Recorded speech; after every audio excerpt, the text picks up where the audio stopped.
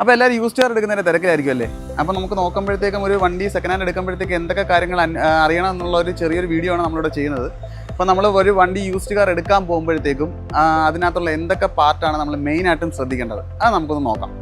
അപ്പോൾ നമ്മളൊരു വണ്ടി വാല്യൂറ്റ് ചെയ്യുമ്പോഴത്തേക്കും നമ്മൾ ഇവിടുന്ന് ഷോറൂമിൽ ഒരു വാല്യൂറ്റർ ചെന്ന് വാല്യൂറ്റ് ചെയ്യുകയാണെന്നുണ്ടെങ്കിൽ അതിൻ്റെ ഒരു 135 ചെക്ക് പോയിൻറ്റ്സ് അല്ലെങ്കിൽ 125 ചെക്ക് പോയിൻറ്റ്സ് നമ്മൾ മെയിനായിട്ടും നോക്കുന്നുണ്ട്. അതെന്തൊക്കെയാണെന്നുള്ള ഓരോ പാർട്സ് ആയിട്ട് നമ്മൾ എക്സ്പ്ലെയിൻ ചെയ്ത് തരാം. ഫസ്റ്റ് സ്റ്റെപ്പ് എന്ന് പറഞ്ഞു കഴിഞ്ഞാൽ നമ്മളെ എക്സ്റ്റീരിയർ വാല്യൂഷൻ തന്നെയാണ്.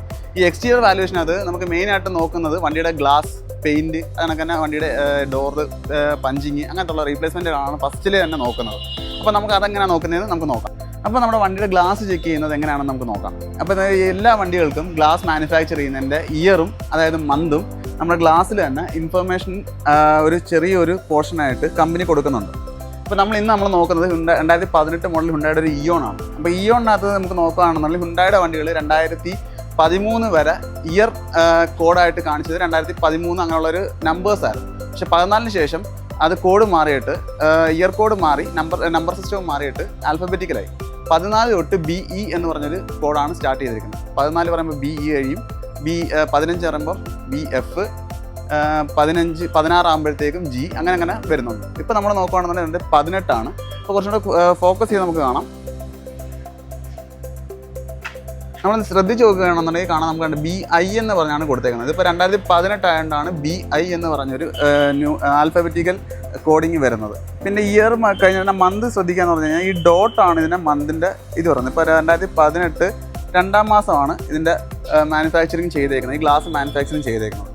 അപ്പോൾ ഈ ഗ്ലാസിൻ്റെ പ്രത്യേകത എന്ന് വെച്ച് കഴിഞ്ഞാൽ 4 ഗ്ലാസും അതായത് 5 ഗ്ലാസും കമ്പനി മാനുഫാക്ചർ ചെയ്യുന്ന ആ ടൈമിൽ ഉള്ളതാണെന്നുണ്ടെങ്കിൽ, അതായത് ഇപ്പോൾ 2018 വണ്ടിയാണ്, 2018 വണ്ടിയുടെ 5 ഗ്ലാസ് നമ്മൾ ചെക്ക് ചെയ്യുമ്പം സെയിം ആണെന്നുണ്ടെങ്കിൽ നമുക്ക് അതിനകത്ത് റീപ്ലേസ്മെൻറ്റോ കാര്യങ്ങളോ ഒന്നും വരത്തില്ല എന്ന് നമുക്ക് തന്നെ പറയാം. പക്ഷേ റെയർ കേസുകളിൽ ചില 2018 തന്നെ ജനുവരി മാസം നമ്മൾ എടുത്ത വണ്ടിയാണെന്നുണ്ടെങ്കിലും മാനുഫാക്ചറിങ് ചിലപ്പോൾ 2017 ഡിസംബർ വണ്ടിയായിരിക്കും. അപ്പോൾ 2017 ഡിസംബറിൽ ഉള്ള വണ്ടിയാണെന്നുണ്ടെങ്കിൽ അതിൻ്റെ വണ്ടി രജിസ്ട്രേഷൻ 18ഉം അതുപോലെ നമുക്കിപ്പം 2018 ജനുവരി മാസം മാനുഫാക്ചർ ചെയ്ത വണ്ടിയാണെന്നുണ്ടെങ്കിൽ ഏതെങ്കിലും ഒരു ഗ്ലാസ് ഇതിനകത്ത് ഏതെങ്കിലും ഫ്രണ്ടോ അല്ലെങ്കിൽ ബാക്കോ അതല്ലെങ്കിൽ സൈഡിൽ ഏതെങ്കിലും ഒരു ഗ്ലാസ് 2017 വർഷത്തെ ഗ്ലാസ് ആയിരിക്കും. ഇനിഷ്യൽ ഗ്ലാസ് നമ്മൾ ചെക്ക് ചെയ്യുമ്പം ഇയർ കോഡ് കൂടാതെ നമ്മൾ വേറൊരു കാര്യം കൂടെ ശ്രദ്ധിക്കേണ്ടതുണ്ട്. നമ്മൾ അതായത് വരുമ്പോഴത്തേക്കും ഒരു ചെറിയൊരു സംഭവമാണ്, ചെറിയൊരു മൈന്യൂട്ട് കാര്യമാണ്. അതായത് നമ്മുടെ ഈ ഒരു പൊല്യൂഷൻ്റെ ഒരു സ്റ്റിക്കറുണ്ട്. ഈ ഒരു പൊല്യൂഷൻ സ്റ്റിക്കർ വരുമ്പോഴത്തേക്ക് നമ്മൾ വണ്ടി എടുക്കുന്ന സമയത്ത് മാത്രം കിട്ടുന്ന ഒരു സ്റ്റിക്കറാണത്.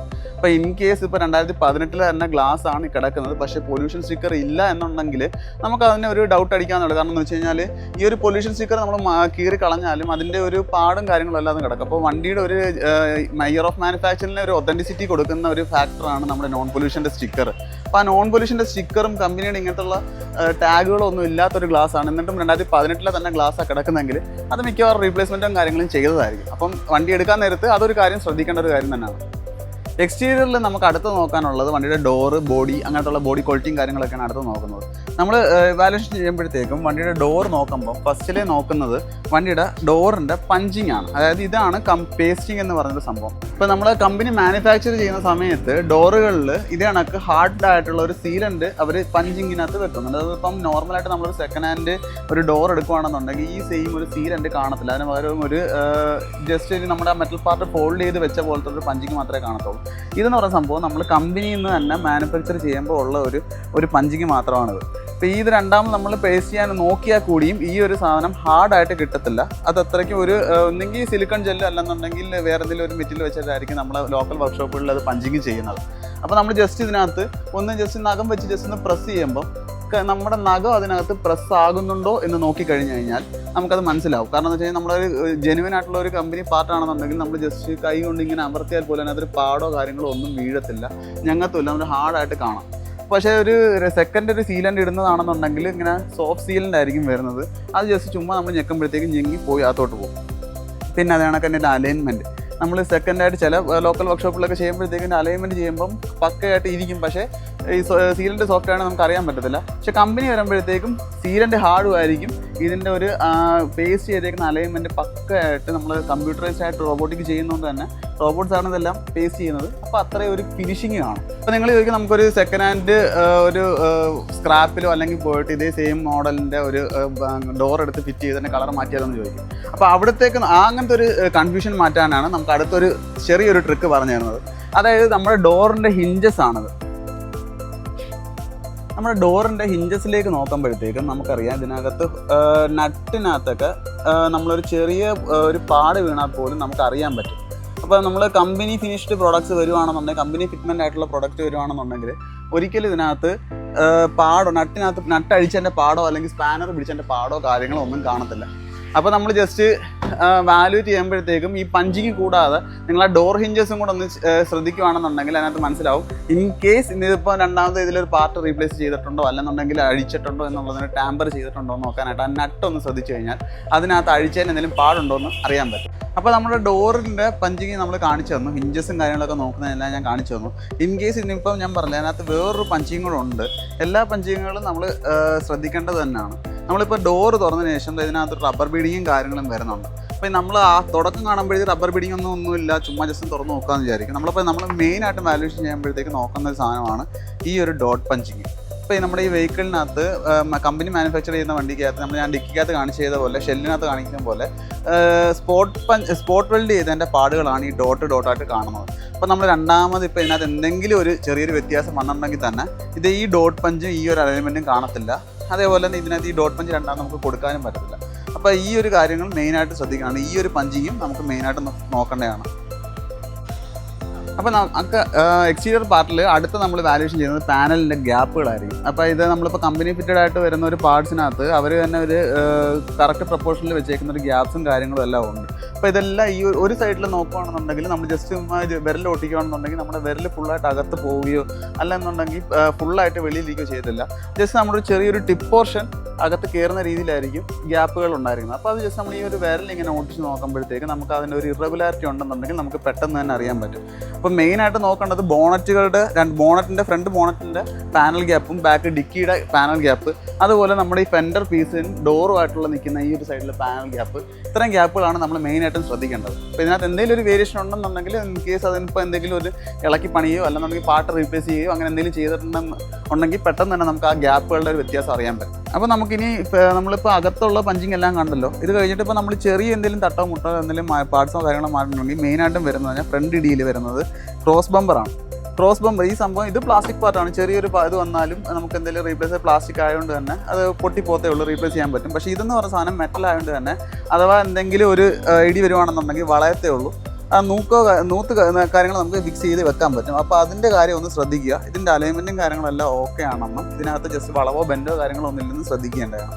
അതിനുശേഷം നമുക്ക് അകത്തോട്ട് നോക്കുകയാണെന്നുണ്ടെങ്കിൽ ഇതിനകത്ത് വരുമ്പോഴത്തേക്കും നമ്മൾ ആ കാണാൻ പറ്റുമെന്ന് അറിയത്തില്ല, ആ കാണുന്ന പഞ്ചിങ് അതാണ് നമ്മുടെ ക്രോസ് ബമ്പറിന് വരുന്നൊരു പഞ്ചിങ്ങാണ്. ചെറിയൊരു ഇടി തട്ടലാണെങ്കിൽ കൂടി നമുക്ക് ആ പഞ്ചിങ് പൊട്ടത്തേ ഉള്ളൂ. അത് പിന്നെ റീപ്ലേസ് ചെയ്യാൻ ഭയങ്കര പാടാണ്.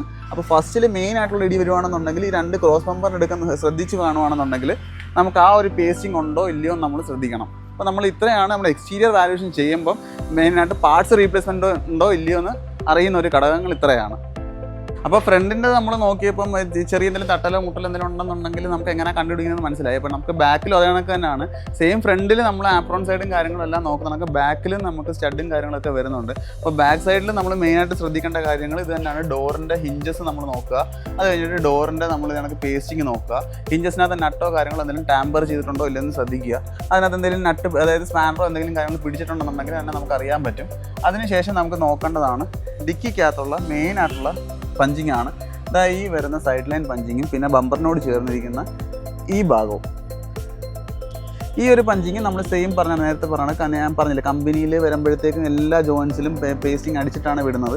അപ്പോൾ ഇതിനകത്ത് എന്തെങ്കിലും ഒരു റീപ്ലേസ്മെൻറ്റോ കാര്യങ്ങളോ അല്ലെങ്കിൽ ചെറിയൊരു തട്ടിലുണ്ടെങ്കിൽ തന്നെ ഈ പേസ്റ്റിംഗ് അപ്പോഴേ പൊട്ടി പോവുകയേ ചെയ്യത്തുള്ളൂ. അത് നമുക്ക് തിരിച്ച് വീണ്ടും ഒട്ടിച്ച് വെക്കാൻ പറ്റത്തില്ല, പുതിയ പേസ്റ്റിംഗ് ഇടാനേ പറ്റത്തുള്ളൂ. അപ്പോൾ ഇതൊക്കെയാണ് നമ്മൾ ബാക്ക് ഡിക്കിയിൽ നോക്കേണ്ട കാര്യങ്ങൾ. നമ്മൾ വാല്യൂറ്റ് ചെയ്യുമ്പോഴും ഇത്രയും ഭാഗങ്ങളാണ് നോക്കുന്നത്. അതിനുശേഷമാണ് നമ്മുടെ മെയിനായിട്ടുള്ള ഷെല്ലിൻ്റെ പഞ്ചിങ് വരുന്നത്. നമ്മുടെ വണ്ടിയുടെ മെയിൻ ഒരു ബോഡിയുടെ ഒരു ഷെൽ പഞ്ചിങ് ആണ് ഈ കാണുന്നത്. ഈ കാണുന്ന പഞ്ചിങ് നമ്മൾ നേരത്തെ കണ്ട അതേ സെയിം പഞ്ചിങ്ങിൽ വരുന്ന ഒരു മോഡൽ തന്നെയാണ്. ഇതിനകത്ത് ഡോട്ട് പഞ്ച് വരും. ഇതിനകത്ത് തന്നെ ഒരു ചെറിയ 2-3 ഡോട്ടും കാര്യങ്ങളും, അതായത് സ്പോട്ട് വെൽഡ് ചെയ്യുന്നതിൻ്റെ പാടുകൾ കാണും. അപ്പോൾ അതിനകത്ത് കമ്പനി വരുമ്പോഴത്തേക്ക് ആ ഒരു ഫിനിഷിങ്ങിലായിരിക്കും ചെയ്തേക്കുന്നത്. നമ്മൾ അഡീഷണൽ രണ്ടാമത് ചെയ്യുമ്പോഴത്തേക്ക് ഇത്രയും ഫിനിഷിങ് കിട്ടത്തില്ല ഒരിക്കലും. അപ്പോൾ അതും നിങ്ങൾ ശ്രദ്ധിക്കേണ്ടതാണ്. ഷെല്ലിന് എന്തെങ്കിലും പറ്റി, അതായത് വണ്ടി റോൾ ഓവർ ചെയ്തിട്ടുണ്ടോ അല്ലെങ്കിൽ വണ്ടി മറിഞ്ഞിട്ടുണ്ടോ അങ്ങനെയുള്ള കാര്യങ്ങളെല്ലാം നമ്മൾ ഈ ഒരു വാല്യൂഷനിലൂടെ നമുക്ക് മനസ്സിലാവും. അപ്പോൾ നേരത്തെ നമ്മൾ ഫ്രണ്ട് ഡോർ പഞ്ചിങ് നോക്കിയാണെങ്കിൽ തന്നെ അതേ സെയിം രീതിയിൽ തന്നെ ഇതിൻ്റെ ബീഡിങ് റബ്ബർ ബീഡിങ് നമ്മൾ അഴിച്ച് നോക്കേണ്ടതാണ്. അപ്പോൾ ഇതിൻ്റെ അഴിച്ച് നോക്കുമ്പോഴത്തേക്ക് നമുക്ക് കാണാൻ പറ്റുന്നുണ്ട് ഇതിനകത്തും നമുക്ക് പഞ്ചിങ്ങും കാര്യങ്ങളെല്ലാം ഉണ്ട്. അതുകൊണ്ട് ഇവിടെ ഒരു പഞ്ചിങ് വരുന്നുണ്ട്, ഇവിടെ പഞ്ചിങ് വരുന്നുണ്ട്. ഇതേപോലത്തുള്ള ലൈനായിട്ട് ഇത്ര ഗ്യാപ്പ് അനുസരിച്ച് ആ പഞ്ചിങ്ങും കാര്യങ്ങളെല്ലാം വിസിബിൾ ആണ്. അപ്പോൾ ഇതിന് റീപ്ലേസ്മെൻറ്റോ കാര്യങ്ങളുള്ള, ഇൻ കേസ് റീപ്ലേസ്മെൻറ്റ് ഉള്ള വണ്ടിയാണെന്നുണ്ടെങ്കിൽ നമുക്ക് ഈ ഒരു പഞ്ചിങ്ങോ കാര്യങ്ങളോ ഒന്നും കാണുന്നതല്ല. അപ്പോൾ അതും ഒന്ന് ശ്രദ്ധിക്കുക. കാരണം മെയിനായിട്ടൊരു ഇടി വീഴുവാണെന്നുണ്ടെങ്കിൽ ഈ പഞ്ചിങ് എല്ലാം തെറിച്ച് പോകുന്നതാണ്.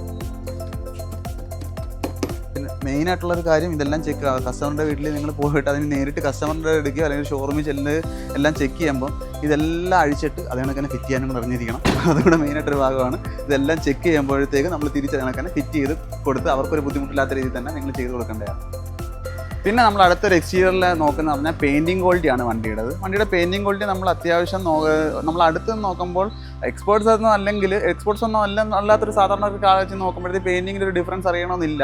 പക്ഷേ ഞാൻ രണ്ട് ട്രിക്ക് പറഞ്ഞുതരാം. നമ്മളിപ്പോൾ ഏതൊരു കളർ വണ്ടിയാണെന്നുണ്ടെങ്കിലും നമ്മൾ ഈ ഒരു ഡിസ്റ്റൻസിൽ നിന്ന് കഴിഞ്ഞ് കഴിഞ്ഞാൽ നമുക്ക് പെട്ടെന്ന് അറിയാൻ ഒരു വകുപ്പും കാണത്തില്ല. പക്ഷേ അതേസമയം ഒരു 3-4 സ്റ്റെപ്പ് ബാക്കിലോട്ട് അടിച്ച് ഒരു സൈഡ് ആംഗിളിൽ വഴി നോക്കുകയാണെന്നുണ്ടെങ്കിൽ വണ്ടിക്ക് എന്തെങ്കിലും ഷെയ്ഡ് ഡിഫറൻസ് ഉണ്ടോ എന്ന് നമുക്ക് പെട്ടെന്ന് അറിയാൻ പറ്റും. അപ്പോൾ അടുത്ത് എന്ന് നോക്കുമ്പോൾ അറിയാൻ പറ്റാത്ത കാര്യം, നമുക്ക് കുറച്ച് ബാക്കിലോട്ട് ഇറങ്ങി നോക്കുകയാണെന്നുണ്ടെങ്കിൽ വണ്ടിയുടെ പെയിൻറ്റിങ് ഡിഫറൻസ് അറിയാൻ പറ്റും. പിന്നെ അത്രയും ക്വാളിറ്റിയിൽ പിന്നെ ഫിനിഷിങ്ങിലായിട്ടുള്ള പെയിൻറ്റിങ് ചെയ്തിട്ടുണ്ടോ ഇല്ലയോ എന്നൊന്ന് ചെക്ക് ചെയ്യുക. അതിനുശേഷം നോക്കേണ്ടതെന്ന് പറഞ്ഞു കഴിഞ്ഞാൽ ഇതിനകത്ത് പെയിൻറ്റ് ചെയ്തിട്ടുണ്ടെങ്കിൽ ഇതേപോലെ ഗ്രൂസും കാര്യങ്ങളെല്ലാം നോക്കുക. ഗ്രൂവിലും കാര്യങ്ങളെല്ലാം നമ്മൾ പെയിൻറ്റ് കയറിയിട്ടുണ്ടോ ഇല്ലയോ എന്ന് ചെക്ക് ചെയ്യുക. അപ്പോൾ ഇതിനകത്ത് ഇപ്പോൾ ഫെൻഡർ പീസിനകത്ത് പെയിൻറ്റ് ചെയ്തിട്ടുണ്ട് ഓൾറെഡി. അപ്പോൾ ഈ ഗ്രൂവിൽ കണ്ടു കഴിഞ്ഞാൽ ഞങ്ങൾക്ക് മനസ്സിലാവുന്നുണ്ട് ഇതിനകത്ത് പെയിൻറ്റിങ് ഫിനിഷായിട്ട് ചെയ്തിട്ടില്ല. അപ്പോൾ കമ്പനിയിൽ നിന്ന് ഒരിക്കലും പെയിൻറ്റ് ചെയ്യുമ്പോഴത്തേക്ക് ഇതിനൊക്കെ ഫിനിഷിങ് ഇല്ലാത്ത രീതിയിലൊന്നും പെയിൻറ്റ് ചെയ്യത്തില്ല. അവർ നല്ല കറക്റ്റായിട്ടും നീറ്റായിട്ടും റോബോട്ടിക്സ് വെച്ചിട്ടാണ് പെയിൻറ്റിങ്ങും കാര്യങ്ങളൊക്കെ ചെയ്യുന്നത്. അപ്പോൾ അതും കാര്യങ്ങളും ശ്രദ്ധിക്കുക പെയിൻറ്റിങ്ങിനകത്ത്. അപ്പോൾ എക്സ്റ്റീരിയർ എന്ന് പറയുമ്പോഴത്തേക്ക് നമ്മൾ ഇത്രയും ഭാഗമാണ് വാല്യൂഷൻ ചെയ്യുന്നത്. അപ്പോൾ യൂസ് ചെയ്യാൻ വണ്ടി എടുക്കാൻ നേരത്ത്. അപ്പം അതിനുശേഷം ഇനി അടുത്തൊരു പാർട്ടുണ്ട്. അത് വരുമ്പോഴത്തേക്ക് നമുക്ക് ഇൻറ്റീരിയേഴ്സ് ആണ് വരുന്നത്. അത് ഇൻറ്റീരിയേഴ്സ് നമ്മൾ ചെക്ക് ചെയ്തതിന് ശേഷം വണ്ടിയുടെ എഞ്ചിൻ ഭാഗത്തോട്ട് പോകും. വണ്ടിയുടെ എഞ്ചിൻ പാർട്ട് വാല്യൂഷൻ ചെയ്തതിന് ശേഷം വണ്ടിയുടെ മെക്കാനിക് ഭാഗങ്ങൾ, അതായത് സസ്പെൻഷൻ, ടയർ, അതേപോലെ തന്നെ അതിൻ്റെ ഇൻറ്റീരിയർ നമ്മൾ റണ്ണിങ്ങിലുള്ള സൗണ്ടും കാര്യങ്ങളെല്ലാം നമ്മൾ ചെക്ക് ചെയ്യുന്നതാണ്. അപ്പോൾ അതിനെക്കുറിച്ചുള്ള ഡീറ്റെയിൽഡ് വീഡിയോ നമുക്ക് അടുത്തൊരെണ്ണം വരുന്നുണ്ട്. അപ്പം ഈ വീഡിയോ നിങ്ങൾക്ക് ഇൻഫോർമേറ്റീവ് ആയിട്ട് തോന്നുവാണെങ്കിൽ ലൈക്ക് ചെയ്യാനും ഷെയർ ചെയ്യാനും സബ്സ്ക്രൈബ് ചെയ്യാനും മറക്കരുത്. അപ്പോൾ അടുത്തൊരു വീഡിയോ കാണുന്നവരെ ഗുഡ് ബൈ.